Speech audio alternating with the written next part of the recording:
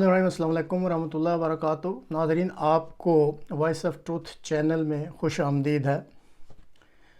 ये जो रूस में या मॉस्को में जो बगावत हुई है, असल हक़ाइक़ क्या हैं, इस पर आज का प्रोग्राम जो है इस पर मुख्तसरन बात की जाएगी। प्रिगोज़िन, जिसकी तस्वीर आप देख रहे हैं, पहले ये एक कारोबारी शख्सियत थी और ये रूसी सदर का ज़ाती दोस्त था।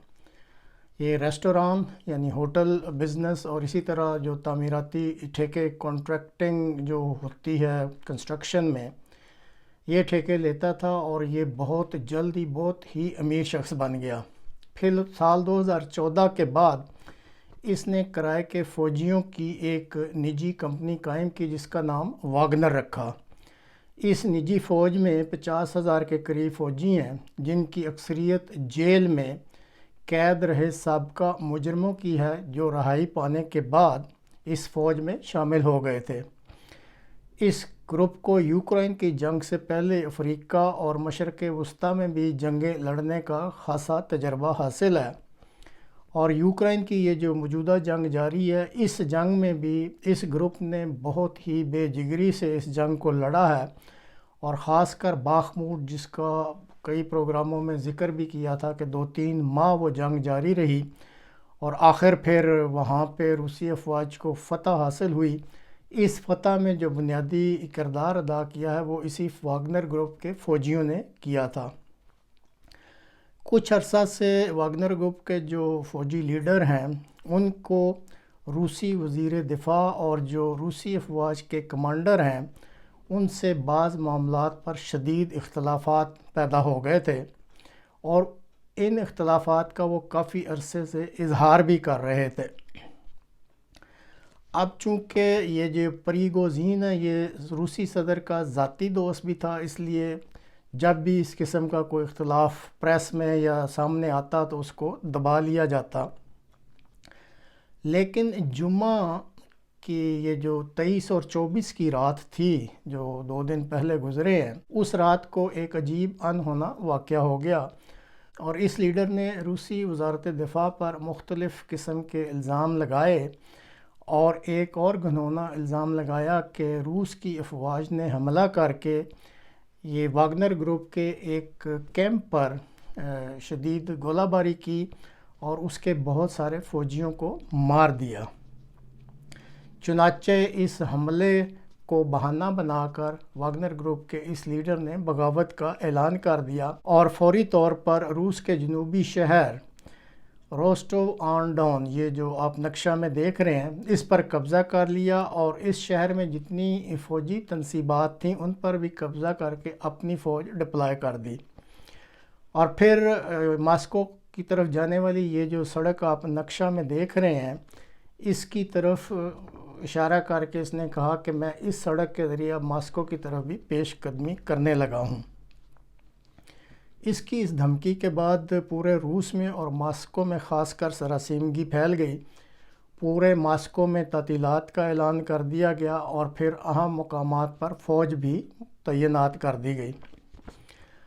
अब यूक्रेन में जो इस वक्त जंग जारी है, उसके जो गहरे मकासद हैं, उन पर गहरी नज़र रखने वालों के मुताबिक ये जो सारा मामला हुआ है, ये एक साजिश के तहत किया गया है,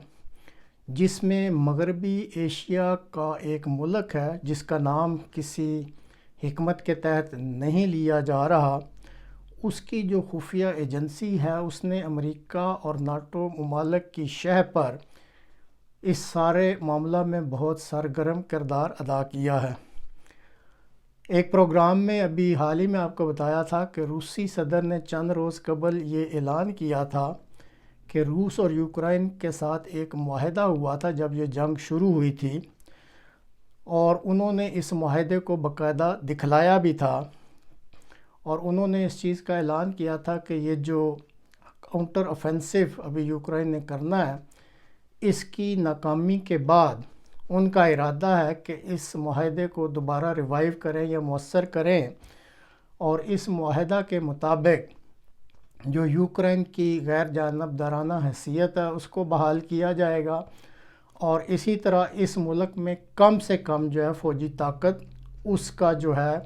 انشور کیا جائے گا کہ یوکرائن میں جو کم سے کم فوجی طاقت وہ موجود رہے۔ اب ناظرین، اس سے آپ اتفاق کریں گے کہ اگر کاؤنٹر آفینسو ناکام ہو جاتا ہے، اور جس طرح روس کے صدر نے یہ معاہدہ دکھلایا ہے کہ کاؤنٹر آفینسو کی ناکامی کے بعد اس کو وہ ریوائیو کریں گے اور یوکرائن جو ہے اس کی غیر جانبدار جو صورتحال اس کو بحال کریں گے اور وہاں پہ کم سے کم جو فوج ہے اس کو یقینی بنائیں گے، تو ظاہر ہے اب یہ تقریباً سال سے زیادہ جنگ جاری ہے، تو یہ اگر صورتحال اس طرح بنتی جیسے روسی صدر اعلان کر رہے ہیں تو پھر یہ امریکہ اور ناٹو کے منہ پر ایک زناٹے دار تھپڑ ہونا تھا، اور ظاہر ہے اب امریکہ یا ناٹو اس چیز کو برداشت نہیں کر سکتے تھے۔ چنانچہ پھر امریکہ اور ناٹو ممالک کی شہ پر مغربی ایشیا کے ایک ملک کی خفیہ ایجنسی کو استعمال کیا گیا، اور اس خفیہ ایجنسی نے واگنر گروپ کے اس لیڈر کو شیشے میں اتارا اور بغاوت پر اکسایا، اور اس نے پھر ان کی باتوں میں آ کر یہ قدم اٹھا لیا۔ اب اگر یہ فرض کریں کہ بغاوت کامیاب ہو جاتی تو اس میں روس کے لیے بہت بڑی پریشانی بن جانی تھی، کیونکہ جیسے بتایا کہ 50,000 کے قریب واگنر گروپ کی جو فوجی طاقت ہے، تو اس وجہ سے روس کے جو دفاعی پوزیشنیں ہیں اس میں بھی رد و بدل کرنا پڑتا، اور جب اس حالت میں جو جنگ جس مقام پہ پہنچی ہوئی ہے، اگر آپ دفاعی پوزیشنوں میں رد و بدل کرتے ہیں تو پھر جو یوکرائن کا کاؤنٹر آفینسو تھا امریکہ اور ناٹو کی مدد سے، اس کی کامیابی کا امکان بہت بڑھ جانا تھا۔ اور دوسری طرف پھر آپ یہ ذہن میں رکھیں کہ 50,000 فوجی جب بغاوت کرتے ہیں، اور یہ واگنر گروپ جیسے اس نے ایک علاقے پہ قبضہ کر کے اور دھمکی دے دی تھی پیش قدمی کی ماسکو کی طرف، تو اندرونی طور پر پھر جو روسی صدر ہے اور افواج کو یہ ایک نئی درد سری سامنے آ جانی تھی کہ ان 50,000 ٹرینڈ فوجیوں کو وہ کیسے قابو کریں۔ بہرحال میں تو یہی کہوں گا کہ روسی صدر کا بھلا ہوا، اور اس کی فراست کے ساتھ ساتھ جو بیلاروس کے صدر ہیں الیگزینڈر جو لوکاشنکو ہے، ان کی فراست کام آئی، اور کل پھر کوئی اس طریقے سے صورتحال بنی کہ واگنر گروپ کے لیڈر کو قابو کر لیا گیا، اور اس کو اس بات پر یا آپ کہہ لیں مجبور کیا گیا ہے یا کنونس کیا گیا ہے، اور اس نے پھر اس بغاوت کو جو اعلان کیا تھا اس کو واپس لے لیا، اور اسی طرح جو فوجی ہیں ان کو بھی تنصیبات سے، جیسے یہ آپ پکچر میں دیکھ رہے ہیں، شہر کی فوجی تنصیبات سے وہ اپنا وڈرا کر رہے ہیں، انخلا کر رہے ہیں، اور ساتھ ہی اس نے کہا کہ وہ اپنی بغاوت کے اعلان کو واپس لیتا ہے، اور اس نے اظہار کیا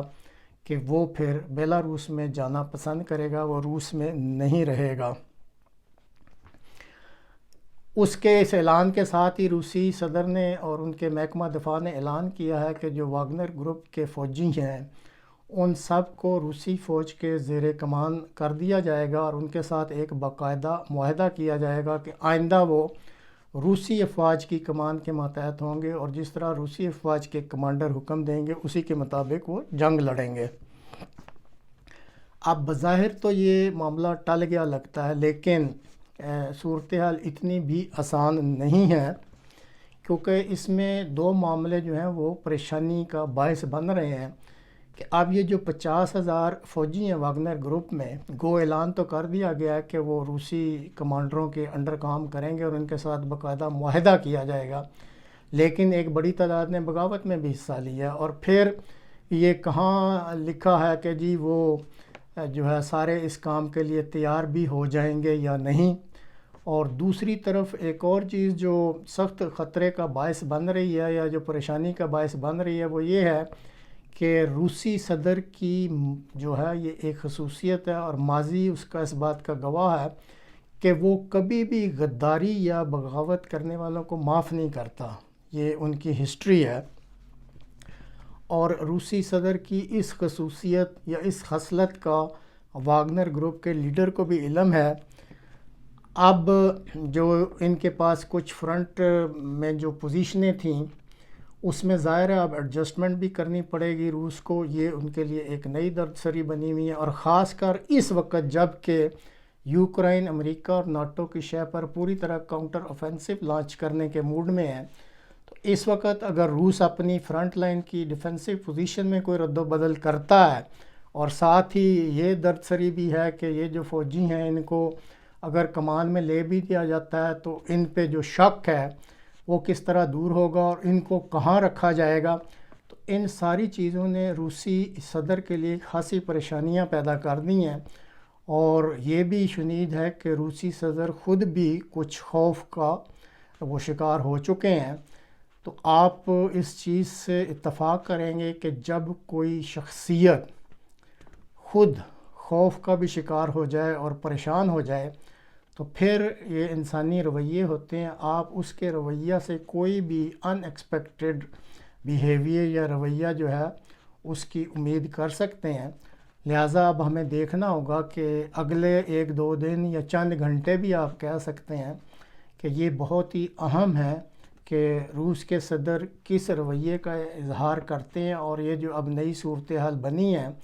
اس پہ ان کا کیا ریئیکشن آتا ہے. تازہ ترین اطلاعات کے مطابق